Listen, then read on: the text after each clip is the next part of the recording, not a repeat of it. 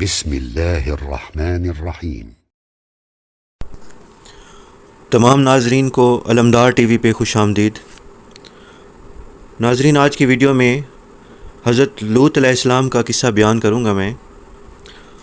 آپ کا ذکر قرآن پاک کی سورہ انعام، سورہ اعراف، سورہ توبہ، سورہ ہود، سورہ حجر، سورہ انبیاء، سورۃ الحج، سورہ الشعراء، سورۃ العنکبوت، سورۃ الصفات، سورۃ الزاریات اور سورۃ القمر میں موجود ہے۔ حضرت لوط علیہ السلام حضرت ابراہیم علیہ السلام کے بھتیجے تھے اور ان کے والد کا نام ہاران تھا۔ آپ بچپن سے ہی حضرت ابراہیم علیہ السلام کے زیر سایہ رہے اور ان کے ساتھ ہی ان کی نشو و نما ہوئی۔ اس لیے حضرت سارہ اور لوط علیہ السلام حضرت ابراہیم علیہ السلام کی ملت کو سب سے پہلے تسلیم کر چکے تھے۔ جیسا کہ سورہ عنکبوت میں ارشاد ہوا، پس ایمان لایا ابراہیم کے دین پر لوط اور کہا ابراہیم نے میں ہجرت کرنے والا ہوں اپنے رب کی طرف۔ لوط اور بی بی سارہ ابراہیم علیہ السلام کی ہجرتوں میں ہمیشہ ساتھ رہے، اور جس وقت ابراہیم علیہ السلام مصر میں تھے پھر بھی یہ دونوں ساتھ تھے۔ مصر میں ان کے پاس مال مویشی بہت تھے، اس لیے وہاں سے یہ فیصلہ کر لیا تھا کہ ابراہیم علیہ السلام واپس فلسطین چلے جائیں اور وہاں خلق خدا کو واعظ و تبلیغ کریں، جبکہ حضرت لوط علیہ السلام وہاں سے مشرق اردن کے علاقے سدوم اور عمورہ کو چلے جائیں اور وہاں رہ کر دین حنیف کی تبلیغ کرتے رہیں۔ شہر سدوم اردن کی وہ جانب ہے جہاں بحر میت یا بحر لوط واقع ہے۔ یہی وہ جگہ ہے جہاں پر سدوم اور عمورہ کی بستیاں آباد تھیں۔ پہلے یہ بستیاں آباد تھی، آج وہاں سمندر نظر آتا ہے۔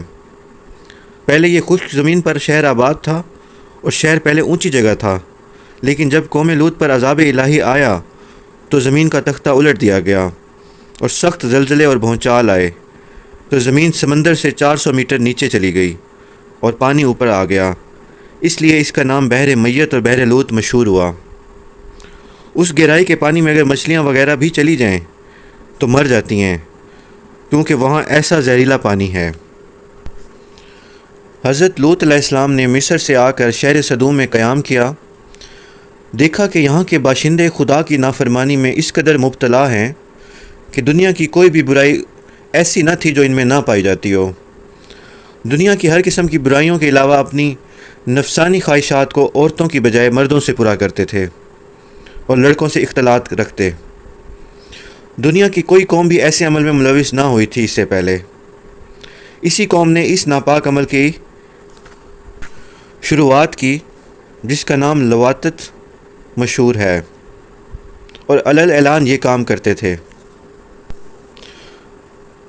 سورہ اعراف میں اللہ کا ارشاد ہے، اور یاد کرو لوط کا واقعہ جب اس نے اپنی قوم کو کہا کیا تم ایسے فاحش کاموں میں مشغول ہو جس کو دنیا میں تم سے پہلے کسی قوم نے نہیں کیا، یہ کہ بلا شبہ تم عورتوں کے بجائے اپنی شہوتوں کو مردوں سے پوری کرتے ہو، بے شک تم حد سے گزرنے والے ہو۔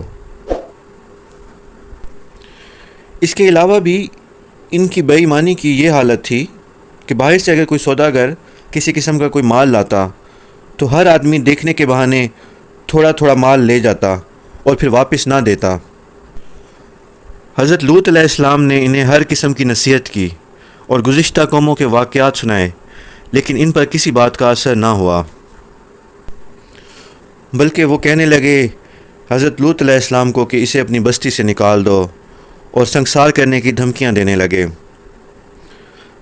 چونکہ ہر پیغمبر اپنی امت کا روحانی باپ ہوتا ہے، اس لیے حضرت لوط علیہ السلام نے فرمایا، اے بدبختو، تمہارے گھروں میں میری بیٹیاں موجود ہیں، وہ خدا نے جائز طریقے سے تمہاری خواہشات کے لیے تمہاری رفیق حیات بنائی ہیں، اس بدفعلی اور بدعملی سے باز آ جاؤ۔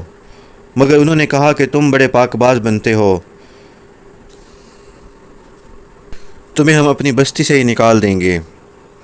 حضرت لوط علیہ السلام کی تمام تر کوششوں کا کچھ اثر نہ ہوا، اور قوم غصے میں آ کر کہنے لگی، اے لوط، تو اپنی نصیحتیں ختم کر، اگر ہمارے ان اعمال سے اللہ ناراض ہوتا ہے تو جس عذاب سے ہمیں ڈراتا ہے وہ عذاب لا کر دکھا۔ تو بار بار ہمیں ڈراتا رہتا ہے، اگر تو اپنے قول میں سچا ہے تو پھر ہمارا اور تمہارا فیصلہ ہو جانا چاہیے۔ پھر اللہ نے حکم دیا اور 3 فرشتے شہر صدوم میں حضرت لوط علیہ السلام کے گھر مہمان پہنچے۔ فرشتے نہایت ہی خوبصورت اور نوجوان لڑکوں کی شکل میں تھے۔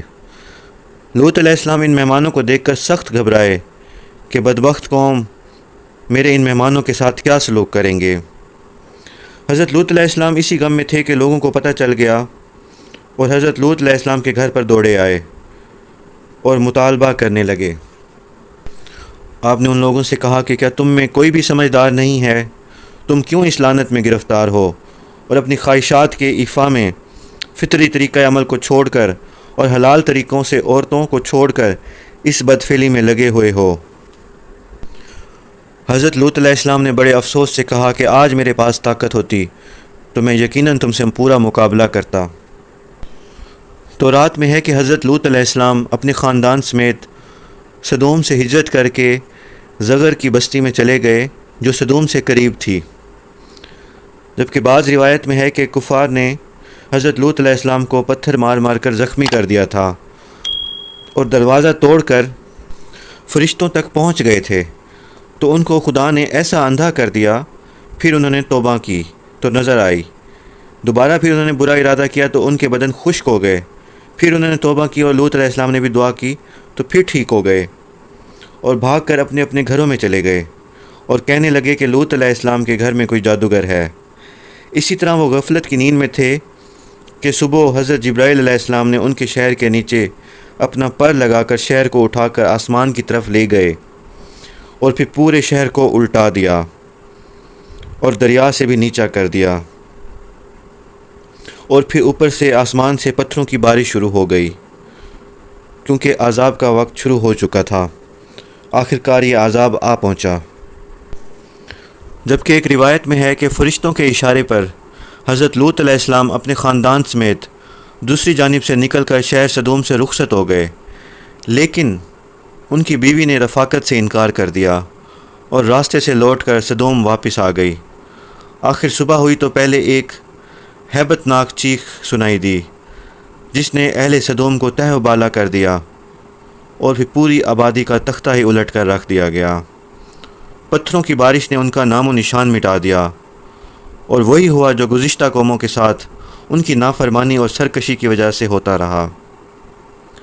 فرشتوں نے یہ بھی کہا تھا کہ جاتے وقت پیچھے کوئی بھی مڑ کر نہ دیکھے، جیسا کہ سورہ ہود میں فرمان ہے، اور خیال کرو کہ کوئی پیچھے مڑ کر نہ دیکھے۔ بعض روایات میں ہے کہ حضرت لوط علیہ السلام کی بیوی نے پیچھے مڑ کر دیکھا تو فوراً اس کو ایک پتھر لگا اور وہ ہلاک ہو گئی۔ سورہ ہود میں اللہ تعالیٰ نے ارشاد فرمایا ہے، بے شک ان لوگوں کے لیے عذاب کا مقررہ وقت صبح کا ہے اور صبح آنے میں دیر نہیں۔ پھر جب ہماری ٹھہرائی ہوئی بات کا وقت آ پہنچا تو ہم نے اس بستی کی تمام بلندیاں پستی میں بدل دیں، یعنی بستی کو الٹ دیا اور زمین کے برابر کر دیا، اور اس پر کنکردار پتھر لگاتار برسائے کہ تیرے پروردگار کے حضور میں اس غرض سے نشانی کیے ہوئے تھے، اور یہ بستی مکہ والے ظالموں سے دور نہیں۔ جو فرشتے حضرت لوط علیہ السلام کے گھر مہمان بن کر آئے تھے، انہوں نے اپنا راز انہیں بتا دیا تھا کہ اب یہ غرق ہونے والے ہیں۔ اتنی پریشانی کے وقت حضرت لوط علیہ السلام نے پھر بھی یہ تمنا کی کہ اگر اللہ تعالیٰ مجھے اتنی طاقت عطا فرمائے کہ میں اسی وقت تم کو ہلاک کر دیتا اور تم لوگوں سے ان قوم کو بچا لیتا، یا اللہ کی طرف سے پناہ مل جاتی، اور پھر واقعی پناہ مل گئی۔ فرشتوں نے کہا اب یہ تجھے کبھی بھی تکلیف نہیں دے سکتے۔ سورہ ہود میں فرمان ہے، فرشتوں نے کہا اے لوط، ہم تیرے رب کی طرف سے بھیجے ہوئے ہیں، یہ تجھے ہرگز تکلیف نہیں دے سکتے۔ تفسیر ابن کثیر میں ہے کہ ان پتھروں پر قدرتی طور سے ان لوگوں کے نام لکھے ہوئے تھے، جس کے نام کا پتھر تھا اس پر گرتا اور وہ وہیں ہلاک ہو جاتا۔ یہ پتھر ان شہروں پر بھی برسے اور جو لوگ دوسرے گاؤں میں گئے ہوئے تھے ان پر بھی وہیں گرے، ان میں سے جو جہاں تھا وہیں پتھر لگنے سے ہلاک ہوا۔ کوئی کھڑا تھا، کوئی بیٹھا تھا، کوئی باتیں کر رہا تھا، وہیں آسمان سے پتھر آیا اور اسے ہلاک کر گیا۔ غرض یہ کہ ان میں اس زمین پر کوئی بھی نہ بچا۔ ان کی 4 بستیاں تھیں اور ہر بستی میں 1 لاکھ آدمیوں کی آبادی تھی، جبکہ بڑی بستی کا نام سدوم تھا۔ یہاں کبھی کبھی حضرت ابراہیم علیہ السلام بھی آ کر وعظ اور نصیحت فرمایا کرتے تھے۔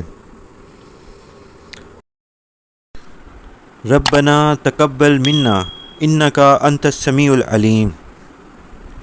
ناظرین، ویڈیو پسند آئی ہے تو اس کو ضرور لائک کریں، اپنی قیمتی رائے سے آگاہ کریں اور مزید ویڈیوز کے لیے ہمارے اس چینل کو سبسکرائب کریں۔